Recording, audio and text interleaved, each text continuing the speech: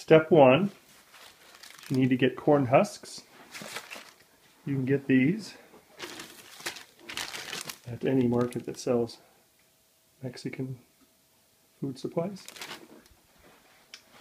Take the corn husks, put them in a big pot of water,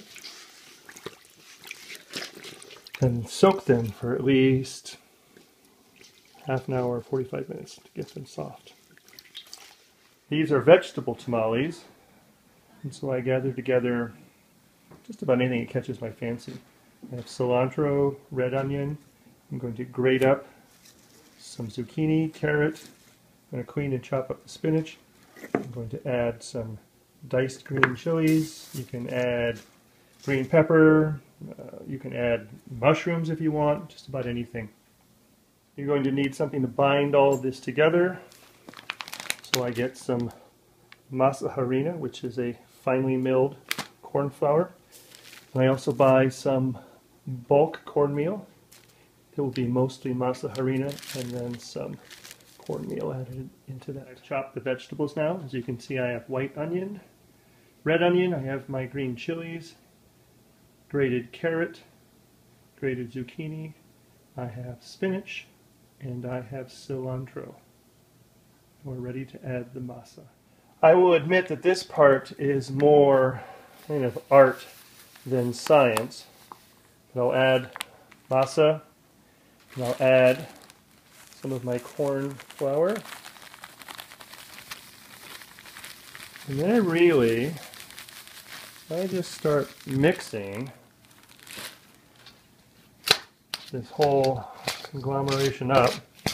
I'm going to have to add more masa. This is just to get things going. And then I will eventually I'll add some water. I'll add some corn oil, maybe I don't know, half a cup. I'll be the judge of that. Oh, see, I need a lot more. So add more masa. And I'm going to add more corn flour. And again, eventually I'll add some water. And I keep doing this until I get to a consistency that I like. Okay, I've been adding water all along, getting more of a kind of a doughy texture. I also added chili powder, about probably in a batch this size. I think I used about 2 or 3 tablespoons.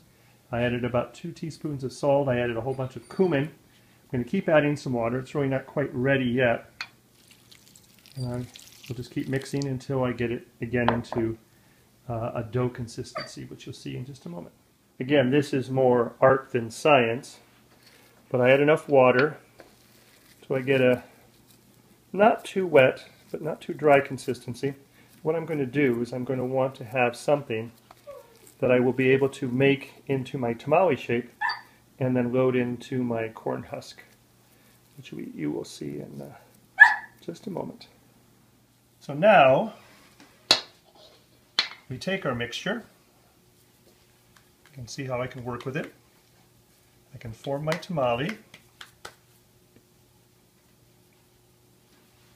Take a corn husk, load into the corn husk. Corn husk should be nice and soft. Roll it the best that you can. Fold it over if you can. Some of them are a little stiffer than others. Then you drop them into a steamer pot. We'll just keep lining them up over and over again. So I just keep doing this process. Some of the corn husks are a little smaller than some of the others, so of course you just make a smaller tamale. The point is you want the husk to be able to wrap up the entire tamale. Worst case is you may have to use 2 husks if they're both small. And you just keep lining them up, putting them in the steamer basket, and then you go until you can't fit anymore, and you then go for the next pot. And so the next step will be steaming. Okay, now I have put the tamale mixture into the corn husks. I got 2 good-sized pots out of this. I must admit I probably squeezed them in a little bit more than I would have liked, but they'll do just fine. So I've got water on the bottom. I'm going to put them onto the stove and then steam them up. I steam them for probably about an hour. about an hour. Let them cool just a little bit at the end. We'll see that when we're all done. But they are ready to be steamed. So here we are, steaming away.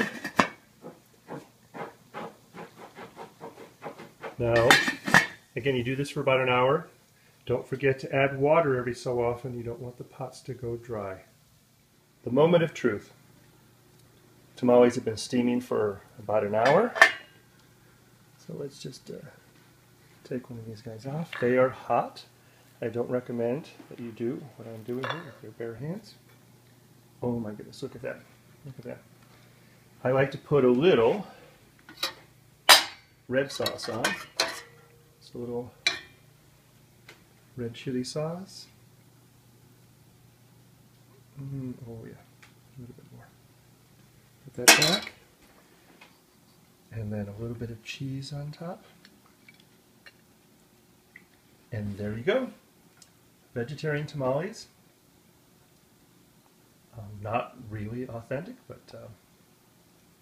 good enough for me. I hope you enjoyed this.